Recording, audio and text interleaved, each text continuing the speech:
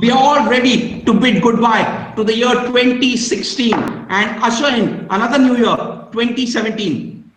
If 2016 is a prelude or was a prelude to what is going to come in 2017, boy, what a year we are going to have again. Could anyone last year this time, when we did the year-end hangout in 2015, have predicted what was in store 12 months ahead of us? And I'm quite certain none of us could have predicted what lay ahead of us. What a disruptive year it's been, 2016. You had the Brexit, you had Donald Trump winning the US presidency, you had demonetization, the two big Ds. You had the multilateral instrument from the OECD, you had income disclosure scheme, the BDIS 1, now we have the BDIS 2. Wow, what a year. And very little of it, except the multilateral instrument, none of us could have predicted the rest of it. So what should we call the year gone by? I think we always try to correlate the year gone by with one of the movies.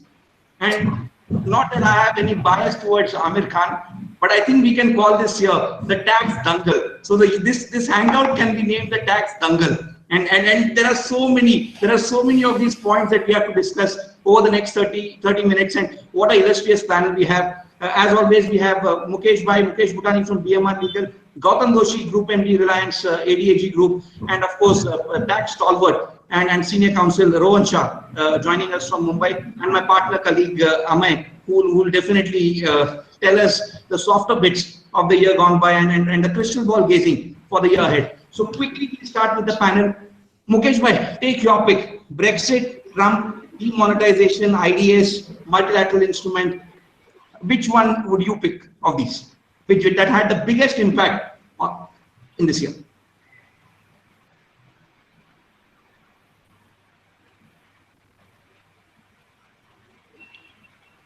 I think your audio is not going to Mukesh bhai. Yeah, I think Mukesh is not able to hear me. So Gautam bhai, you go first. Thanks, Arun. As you said, it's been a great year. Reception is weak, but yeah, Mukesh, all the developments that you unrelated.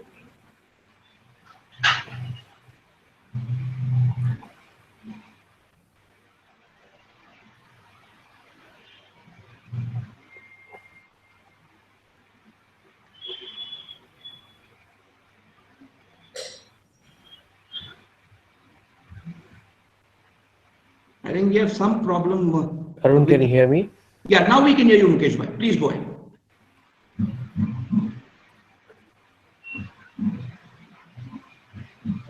Yeah, we can hear you, Mukesh bhai.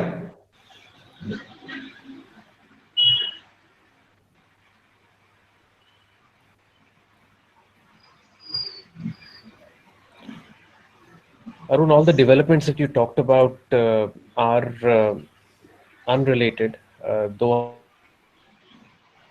in US presidential outcome. But to me, it seems that insofar as India is concerned, there could be two possible implications. One is most people view the US Trump election win as pro-business, and what is coming out also in the last few days is that US could see a regulation which many of the large Fortune 500 companies could avail of, tax on profits that are repatriated to the United States. As far as the UK is concerned, though nothing is clearly visible as to what would be the tax implications, but from a large trend before the March 31 deadline triggers off for the UK to invoke the Article 51 of the EU Convention, made substantial progress insofar as trade and investment ties with major UK partners are concerned. As many of the issues are unrelated, I know that the energy levels of focus is largely on the demonetization move and what the government could possibly do as a result of the demonetization.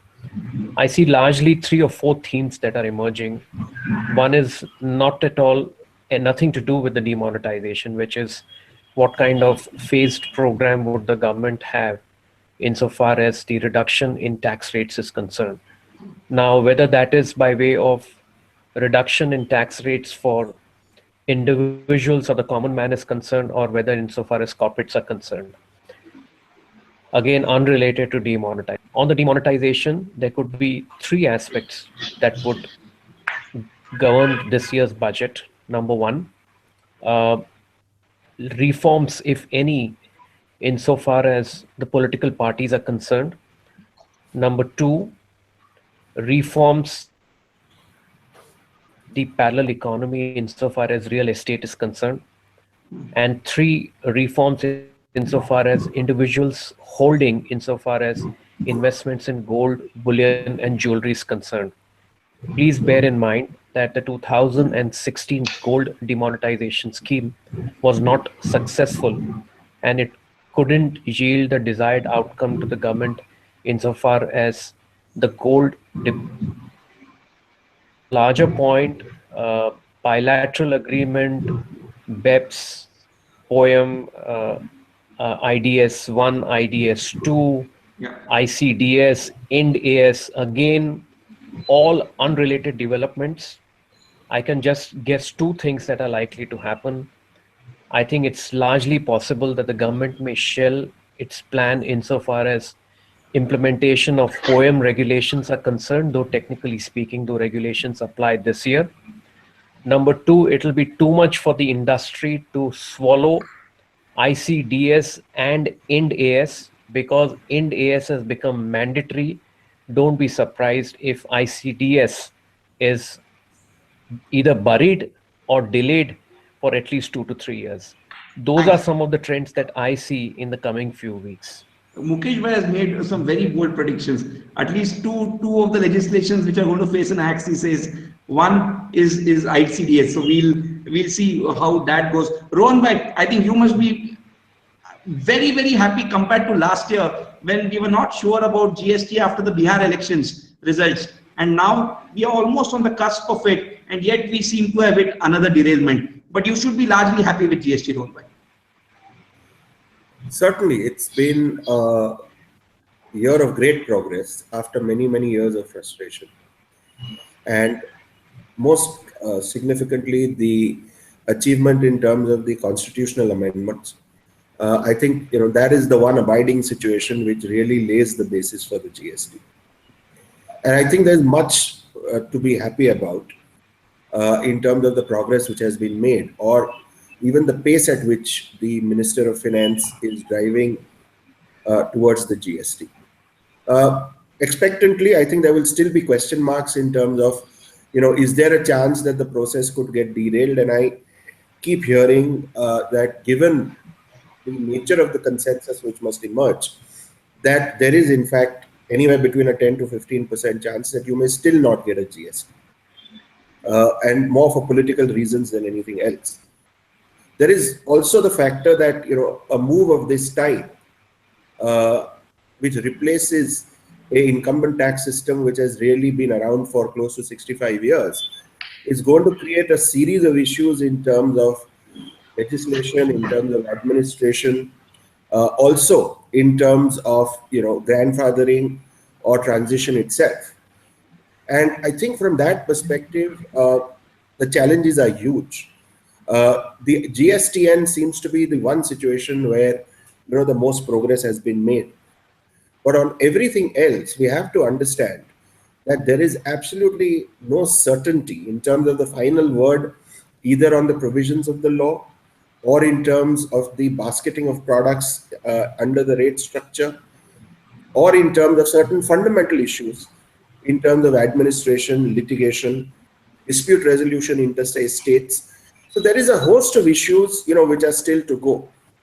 And while we can be exultant in terms of the fact that yes, we are progressing, we must remember that in several nations, the introduction of GST was not easy. In some of them, you actually got to a situation where the introduction resulted in some sort of a rollback. In others, the pain was enduring for a period of time. So while I think conceptually everybody is happy, let's not neglect the detailing. The detailing is critical. Let's not neglect the factor of facilitating both the tax regulator and the industry. And if I have two abiding apprehensions besides the ones that I mentioned, these are: one, you have a new tax, and what sort of approach are you going to take to administration? Are you going to nitpick every issue? Are you going to litigate every issue? If so, it will be disastrous. Are you instead going to take an approach to say, bring people into the tax net? 3 or 4 years, we just want them to settle into a tax payment. And then we will look at issues of interpretation and administration. The first phase is only to get people onboarded and confident in the new system. The second situation that I would look at is, how are we facilitating, the small and medium enterprise? And I fear we're not doing enough. And I fear there's a huge gap there which needs to be filled in. Yeah, perfect. Gautam bhai, Rohan bhai focused on GST. Mukesh bhai focused on a lot of other aspects. Gautam bhai, let's hear from you on demonetization. Yeah, certainly. Demonetization perhaps was, I think, at least as far as India is concerned, the biggest piece, because while Brexit, the election of Trump, the multilateral BEPS all have their own implications. They are all either in the future. We'll see what Trump is going to do tomorrow. We will see the impact of Brexit in the years to come. Demonetization is something which is here and now, and something India as opposed to the rest of the world. Demonetization is part of what I would call two very conflicting things. One is a very responsive of the Central Board of Direct Taxes and generally of the administrations, that if there are difficulties, if there are confusing areas, clarify, give solutions, come to a decision, reduce subjectivity, increase objectivity, and generally make things easier. We are seeing that across the board in the number of clarifications which have been coming virtually every week or fortnight. And on the other hand, you see the extreme high-handedness. Demonetization is an example of that. Or take Ind AS, or take the fact that as to how would you apply MAT in Ind AS, take clarifications on POEM, take clarifications on GAAR. So when you come to substantive issues, when you come to issues which really are going to perhaps matter far more, I mean, they really are going to hurt maybe, there you find that the government is not willing to be responsive and the government is not really giving us solutions or answers. And demonetization was an example of that, an attempt to do something which, if it had worked, it looks like it has not. If it had worked, it would have been one of the greatest things in the way in which it would have helped clean up the system. It perhaps failed to an extent only because the number of people and the number of ways in which people found ways of being able to beat demonetization. And they did beat it. That's what it looks like. So Human ingenuity. Gautam bhai, didn't we see examples of human ingenuity?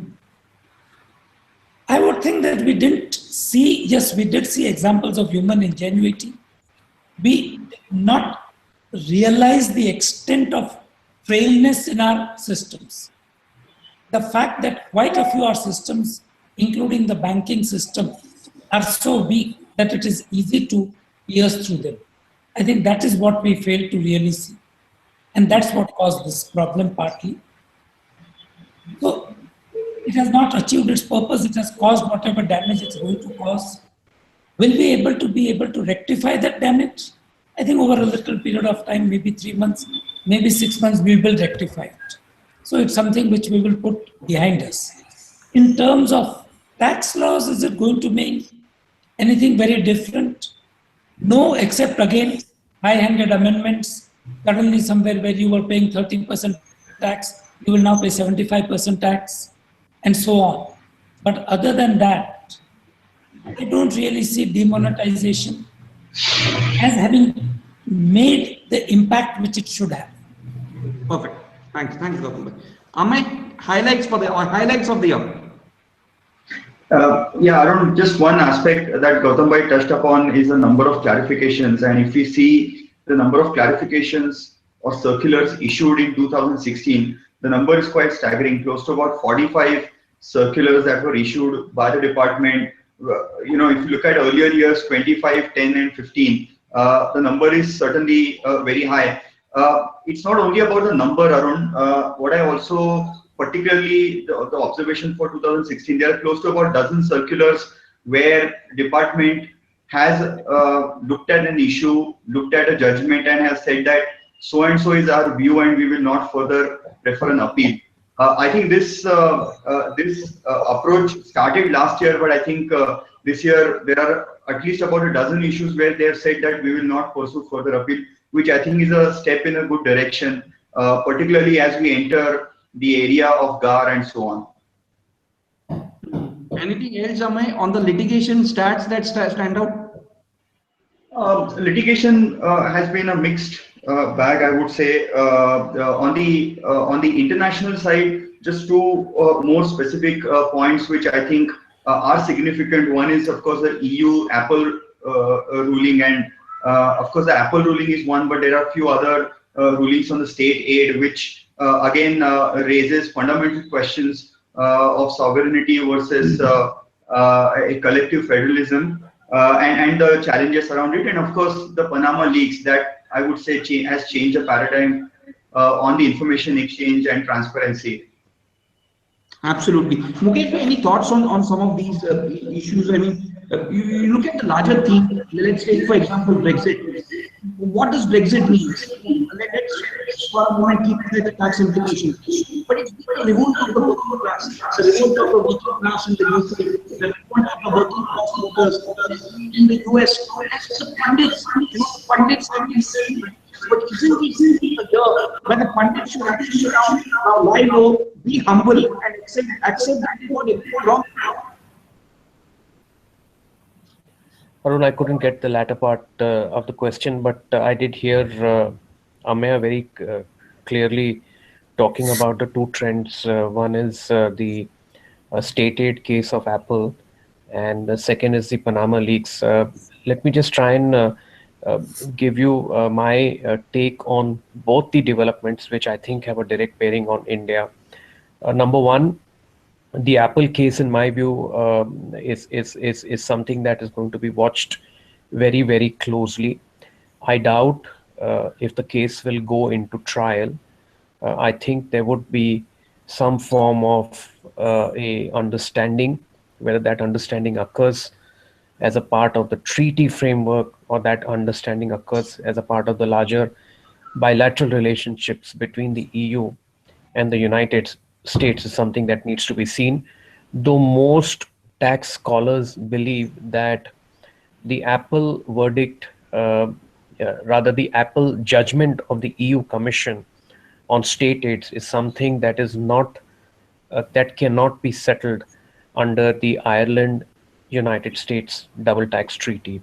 So it has to be either under an investment treaty or under any other form of negotiation. I doubt if the case will go on trial.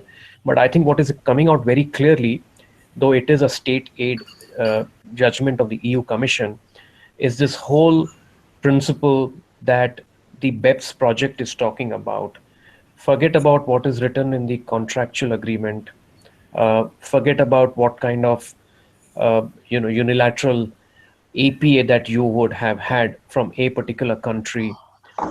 If we see that the economic substance speaks out very clearly, then the economic substance will guide the tax administration's views and not otherwise.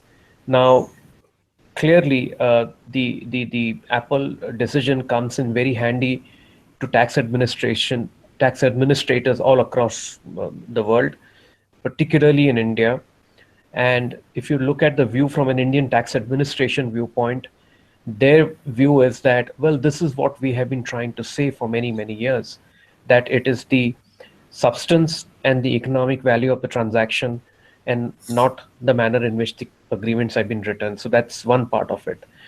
The second, on Panama leaks, I think we can clearly see the fallouts of the Panama leak.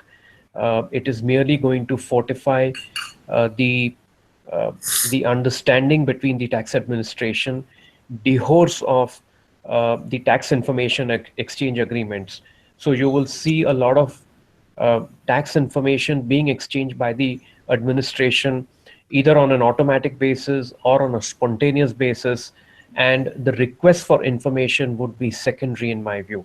And again, this is a point where India has been struggling with its treaty partners. I know a lot of debate in India is driven largely for political reasons, but I think that the Panama leaks also are an indication of how things would shape up insofar as information exchange is concerned in the future, dehors of what is written in the action points on BEPS. Wrong, right? Assuming that the leaks are the new normal, what would be your advice to your clients? Will people, the era of secrecy is over, yet a human, any normal human would always want to be somewhere shrouded in secrecy. No one wants to, tom-tom about their wealth everywhere. So therefore, these islands mushroom. How are we going to juxtapose both of these? How would you advise your client in these new times? Certainly would not advise them in public on this sort of a forum. But let's look at I think where this trend is going. I think the central concept, both in the context of tax, and I think you will also see it in the context of corporate governance and accountability, is the issue of the appropriate attribution of value by entity and geography.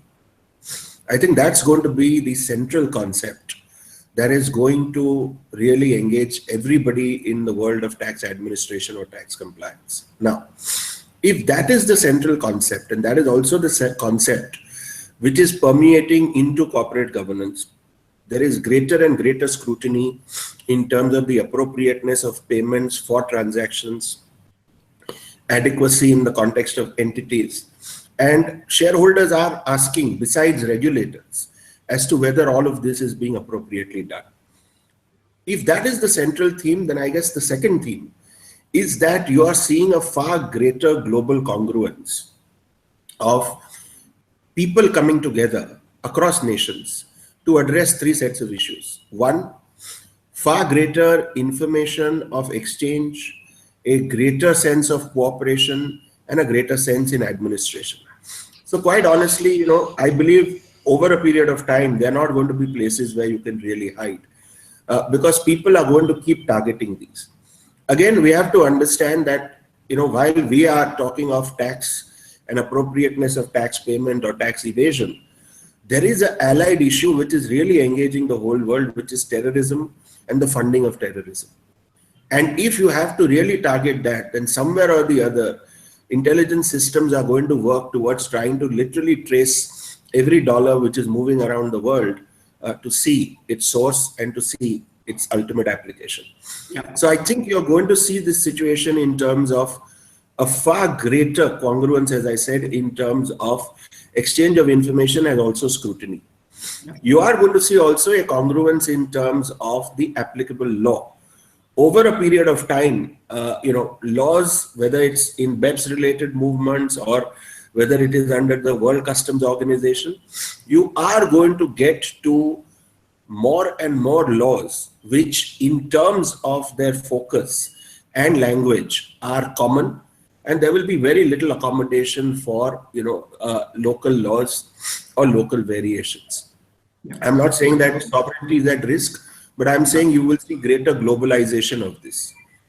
The third issue you're going to see is that if people are administering the same law, you will find that over a period of time, judgments and rulings will also be such that you will find a greater consistency and you will find a greater global persuasion, even in terms of local judgments. So to me, the really big script is the central issue is appropriate attribution of value, and much in terms of legislation, administration, and interpretation is moving towards a common goal and towards a sense of congruity. Yeah. I'll go to Gautam. Gautam, let me get to Gautam Bhai first on one of the points. I want to take off from what Mohan Bhai said. Gautam Bhai, one of the counter argument and a very strong counter argument was presented by Mr. Hari Salvi. Sorry, Arun, you are not. When he said that, of course, the resources that Arun, I'm everyone is sorry, also you are not transparency. really clear.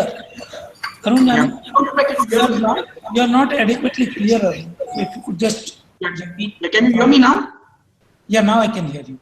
Yeah. So Gautam Bhai, one of the points, one of the strong counter arguments made by senior advocate Hari Salve at the Taxsutra conclave a couple of months ago, he said that the era of transparency is fine, but there is a difference between transparency and privacy. So one of the big collateral casualties in this transparency era seems to be taxpayer privacy. And I think Mr. Salve explained it quite well when he said that transparency does not mean that the tax inspector, the tax officer has a right to know that how much I pay to my doctor, how much I pay to my lawyer, and so on and so forth. So you have to make that distinction. Gautam Bhai, is that distinction now almost over? That are we to now treat it as a given that taxpayer privacy is something of the past?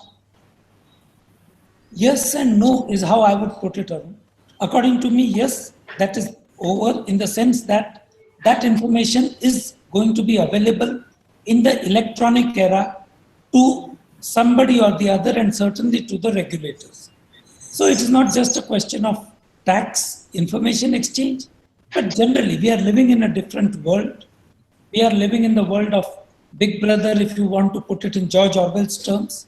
And in Big Brother's world, there is no privacy. But on the other hand, the question is, are the regulators going to mature? Are they going to make sure that what they know is known only to them and not to others, and is not available and is not misused? And that is something which we'll have to develop. I think the regulators are going to mature and understand that yes, they are privy to a lot of information which would not otherwise be privy to. But if they are privy to that, they also have a sense of responsibility of how they are going to use that information, who all they are going to share it with, and where is it going to get public. Now, it is only the leaks which worry one, that in this era, while the regulators may learn to be mature, the leaks may result in quite a bit of that information still going into the wrong hands. So really what we need to ensure is greater security of data, not necessarily greater privacy from certain regulators, but greater security, and make sure that they understand what the responsibility which is being cast upon them when they are being allowed access to all this data. And I think that sense of responsibility is coming through also along with it. You wanted to add something? Yeah, just one interesting observation this year on CBCR. After a lot of discussion at OECD forum on to what extent the CBCR data should be made available, EU actually took a completely different stand to make the CBCR data public. I think that is a very bold sort of a stand that has been taken, and a few of the tax heads have said that we are preparing CBCR documentation on the basis that that data one day will be available and we have to sort of face the public scrutiny. So I think that shows the changing mindset even from the tax directors particularly. Arun? Yeah, I just wonder how much of that mindset change is voluntary. I wonder how much of that is. I'm absolutely assuming that 95% of that mindset change is forced. In any case, am I coming to the BEPS? What would be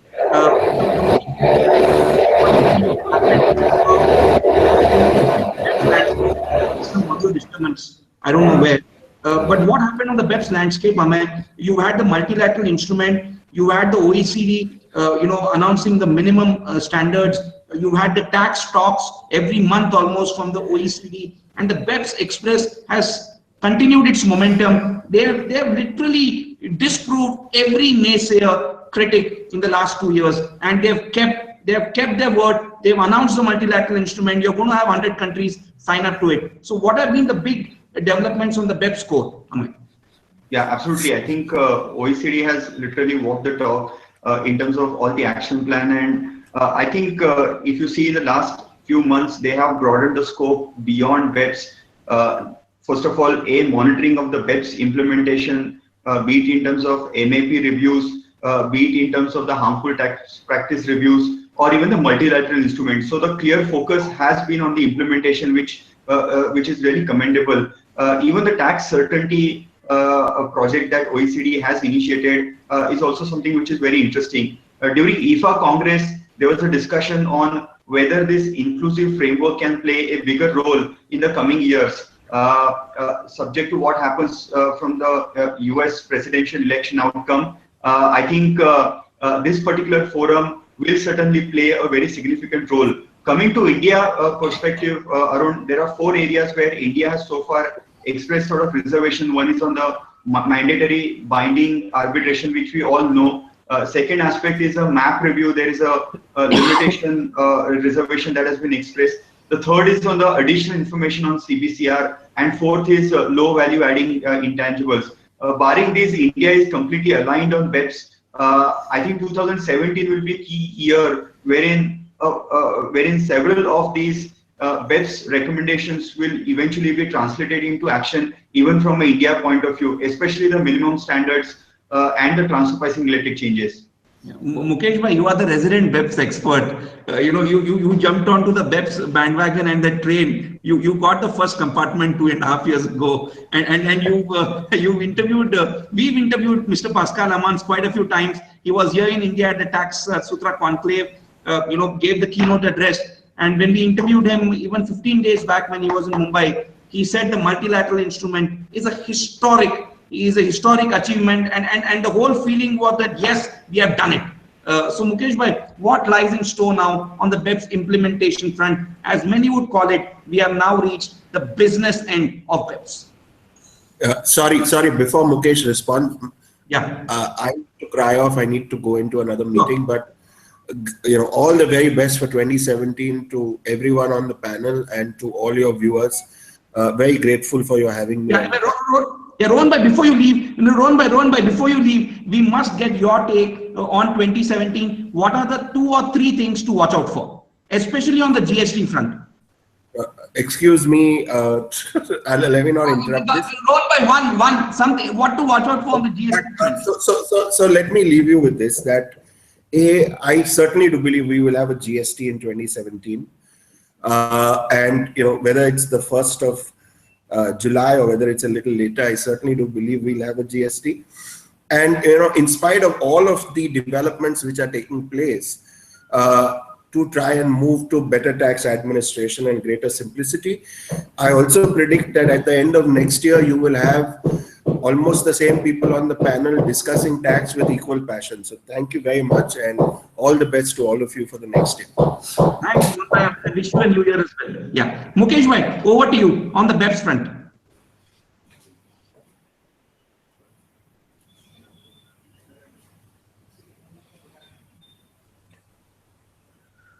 Mukesh bhai, can you hear us?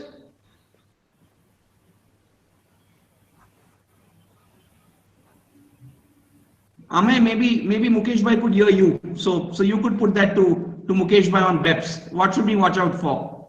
Mukesh bhai, can you hear us?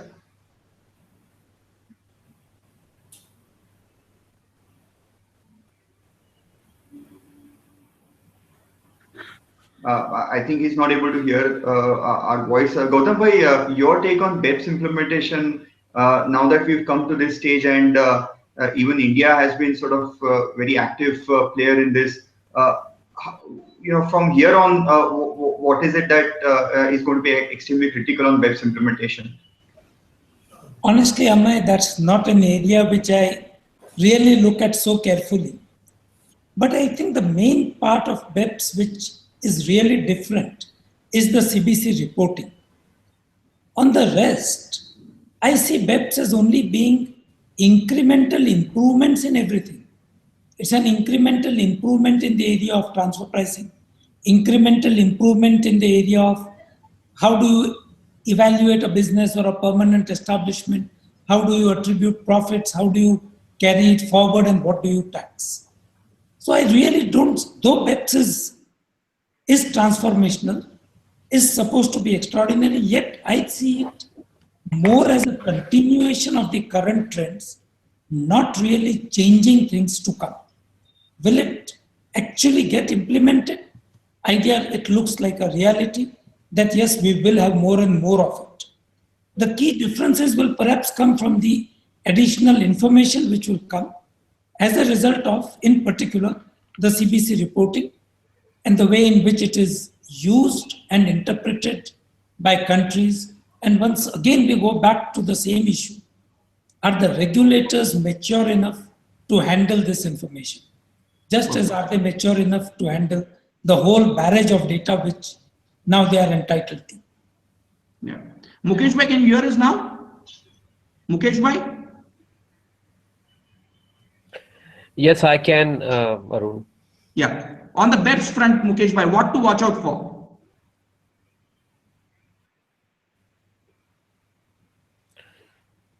Well, insofar as BEPS is concerned, I think for India it's a bit too premature to comment on what is it that we should be watching out for. But I largely echo Gautam Bhai's observations on BEPS.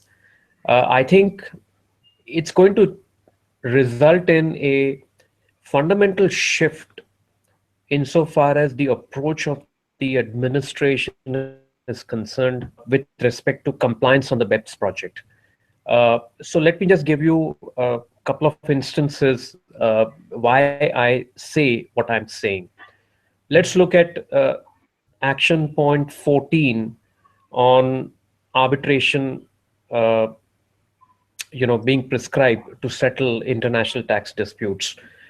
Clearly, it also suggests that if countries who do not want to embrace mandatory arbitration will should consider some form of a non-mandatory arbitration that is prescribed under the new model of tax convention.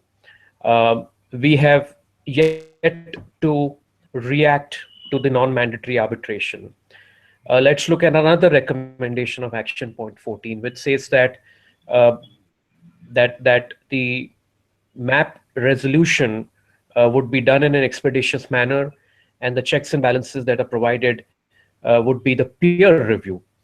Now, many countries have participation by taxpayers in the peer review process. India has simply said that there is no convention for taxpayers to participate in the map resolution or in any form of a peer review process. Now, to me, this as one of the recommendations, or rather as one of the feedback that has come in from India, is suggestive of a friction, if I may use that term. And it's only, we will have to see only in the future to what extent, India relents on some of these things. And the reason I'm picking that up as an example is because remember that BEPS may sound onerous for multinationals point. BEPS may push businesses to review their historical structures. BEPS may force multinationals to come in much more transparently insofar as the information is concerned. But BEPS also mandates that the tax administration looks towards multinational taxpayers differently. BEPS also mandates that that tax administrators should avoid economic double taxation. So BEPS package is all about give and take between businesses and tax administration. And whereas I see large multinationals who do businesses in emerging markets such as India are relooking at their approach towards compliance, are relooking at their structures, recognizing very well that the tax administration is going to look at the economic substance of the transaction. I do not know to what extent they are relooking at what is the duties of the tax administration, whether it's by way of avoiding double taxation or it's by way of settling disputes in an expeditious manner where double taxation has occurred. And I think this is something that people would be keenly watching out. And bear in mind, India is going to be a net importer of capital for many, many years, as much as our lifetime. And hence, countries will have to balance out their needs for implementing measures such as BEPS and also for attracting investment, because we know where we stand insofar as our investment destination index is concerned. We keep on talking about how our index of doing business has improved. Well, it's improved only marginally. From 150 and 160 it has gone to 130, but we have a long way to grow, because we are the world's second largest economy. And if we aspire to be going up in the top 5 from a purchasing power parity, which means we will need investments. And also, if we attract investment, we need sensible tax policies and administration as well. And I think BEPS is going to be truly a test for India, in my view. And yet at the same time, we must give credit where due to our senior IRS officers who led the charge on BEPS. And India has played an instrumental role. And Mr. Pascal Amans has actually spoken from public forums, including at our conclave, and commended the role that India has played in how the BEPS action plans have shaped up. Mukesh, I need a word from you on the Mauritius tax treaty. For 10 years, it was being renegotiated. Finally, we will be able to seal the deal. Historic, renegotiation, and we've had a new protocol which is now there. Mukesh, your take, and how will that change the investment landscape into India? Well, I think I think here is instance. I said here is an instance where I really admire the wisdom and statesman approach that the Indian administration has taken. One, because the official position of both the governments for the past 1 decade had been that we are renegotiating the treaty. I think finally that suspense has ended. To be fair, and in order to strike a very good balance, they have given kind of a period until the time India implements the general anti-avoidance rules, and then a 2-year moratorium by way of reduced taxes. So I think all of this augurs very well. It grandfathers and protects the investments that have been made in the past.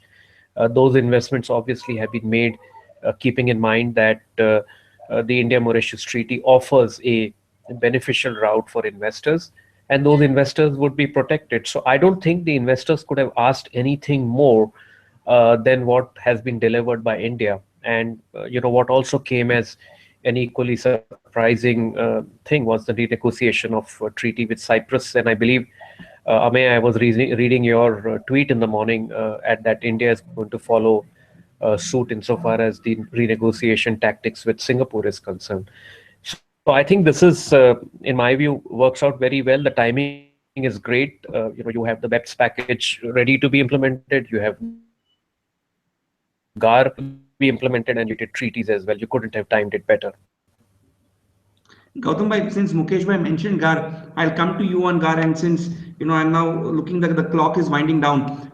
Gautam bhai, GAAR, Mukesh bhai said ICDS and POEM might be buried or shelved for the time being. You want to add GAAR to that list? No, I think they stand on a very different footing. POEM perhaps is something that they realize is not the correct medicine for the disease which they were trying to cure. And therefore, if you were using the wrong medicine, you can afford to bury it. ICDS, again, is perhaps incorrect medicine, especially in the light of what the general approach of the revenue today is, to accept that revenue must be collected only where it is due and not really where it is not due, and to act reasonably rather than unreasonably. So I don't really see those two as being comparable to GAAR. GAAR, on the other hand, is perhaps an unnecessary factor, but that is something which revenue is not willing or prepared to accept. Unnecessary because I think we have enough of SAR, we have enough of specific anti-avoidance rules. And if we had a GAAR, or rather the ability to create SAR by notification in all areas of tax planning which one came across, one did not need a GAAR, and one would get over the main problem of GAAR, which is the subjectivity, which is what would come out of it, and the fact that that subjectivity can really be a cause of distrust, friction between the government and the taxpayer, and also corruption. So both of those major problems could be avoided. But whether government is willing to bury GAAR, I doubt very much. I would therefore expect GAAR to become a reality next year. Maybe over time, they would accept that either GAAR is not very useful or that GAAR is something which needs to be modified. And as I said, greater use of SAR rather than GAAR is the way forward. And if that really happens, I think one would really be resolving most of the issues. Yeah, Gautam bhai, my last question to you before we wind up with closing comments from all of you all. Has IDS2, Gautam bhai, the Pradhan Mantri, has it taken the sheen of IDS1 success completely? First, and the reason why I ask is because the question assumes. Gautam, I would want to give you a context. The reason why I'm saying is that you had the Prime Minister of this country on a radio program, Man Ki Baat, tell us in May that this is one final chance. And then you have another final chance. So after a few years, why shouldn't tax evaders who come clean in IDS 1 and 2 again go back to what they were doing before and say that we'll again get another chance after 5 years? No, I agree with you on that. That's why, Arun, I think the one assumption you made in your question that IDS 1 was a success. And therefore, I'm sorry, that is an assumption. That itself, to my mind, is a question. I think given the size of the country, given the size of the problem, or at least each one's estimate of it, IDS it could have been. And that itself shows that there is not enough anti-avoidance ability in the government or detection ability in the government to frighten taxpayers into IDS. Now, if you don't have enough strict ability, then you need to have let me put some statistics for our readers. You have the CBDT, which has now a database of 5.9 million. Now it claims 6.7 million non-filers, 67 lakh non-filers of tax returns. They have database of 90 lakh 9 million high-value transactions, of which 7 lakh did not have PAN. You have the AIR data. We are living in a world of data analytics. The CBDT, for God's sake, for the last 5-6 years has every data that it could wish for, and yet all we are being served is the data. Exactly, because to convert that data into actual use, there are two factors. First, what is the quality of that data? Is it really possible that you have 9 million transactions of which 7 million don't have a PAN? 7 lakh. 7 lakh. 7 lakh. Or is it that they are not really being captured adequately? And therefore, when you finally start working, you find that quite a bit of that data is incorrect. So I think one is the quality of data, and two is the ability of the administration to use that data effectively to administer or police the taxpayer. Until that is strengthened, until both are done, first, the quality of data is improved, and second, the use of that data by itself is not going to mean anything.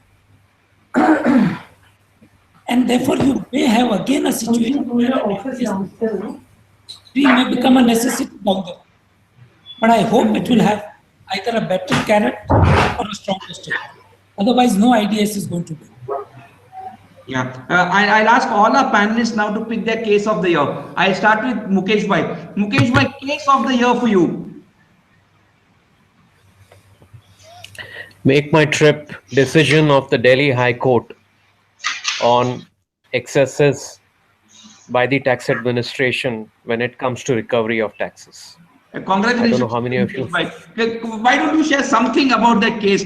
Since you were so closely involved in it, you went to the trial court to help out the CFO come out of jail. You attended those hearings. You attended the High Court hearings. Tell us something behind the scenes that we do not know about. Come on, Mukesh bhai.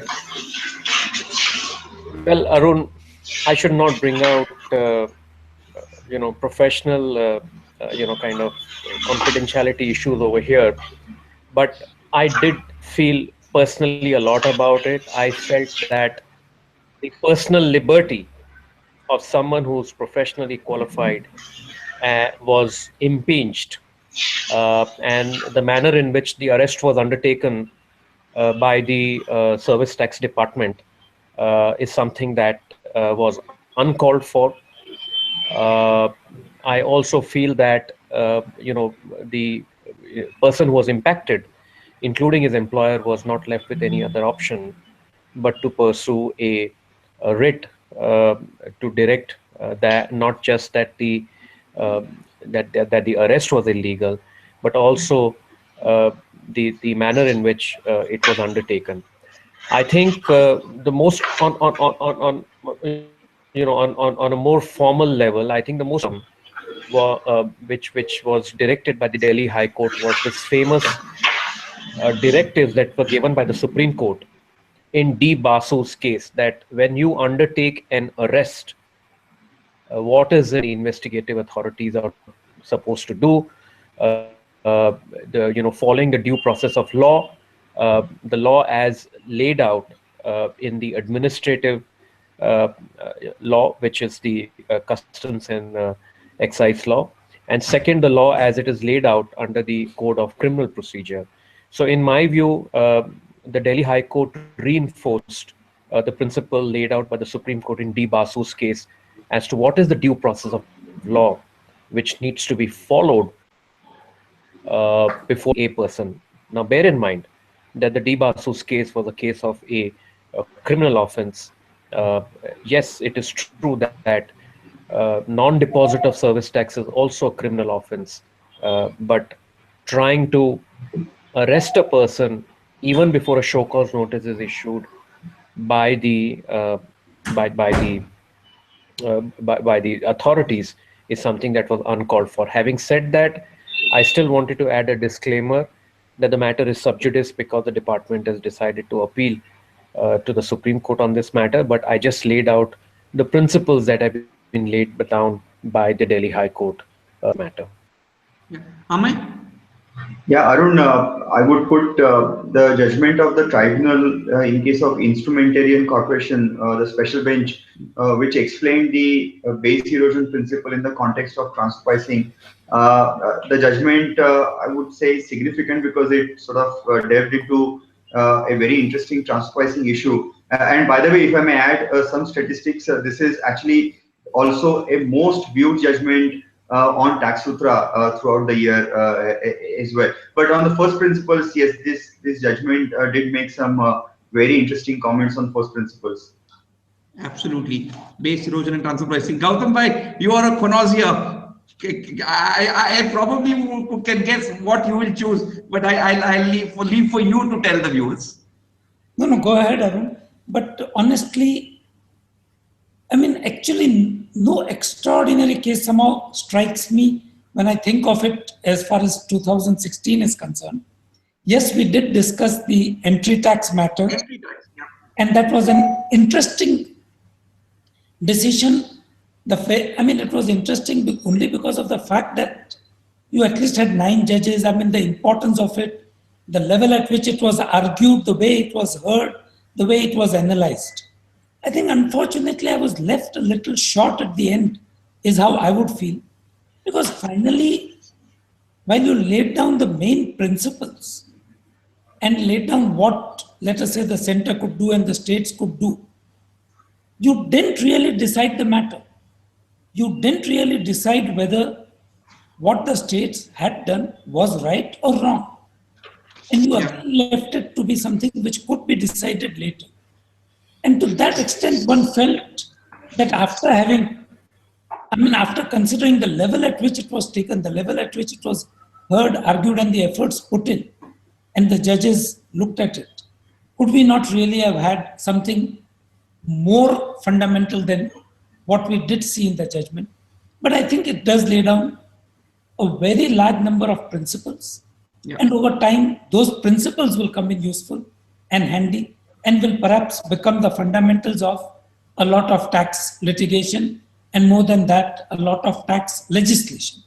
As a couple of them, Gautam Bhai, that taxation, it's an attribute of sovereignty. The Chief Justice writing it, and then the majority view, the 7-2 view, which I think is quite far-reaching, maybe to some extent blunted by the fact that we'll have a GST soon, hopefully. But to say that a non-discriminatory tax does not per se constitute an infraction or a restriction on the right to free trade, commerce, and intercourse under Article 301. And then reversing a 50-year-old judgment, the landmark judgment in Atiyabari, and then doing away with the compensatory tax theory that was laid down by automobile transport. To some extent, Gautam Bhai, it was landmark. Come on. Yeah, no question. 50-year-old judgment, Gautam Bhai.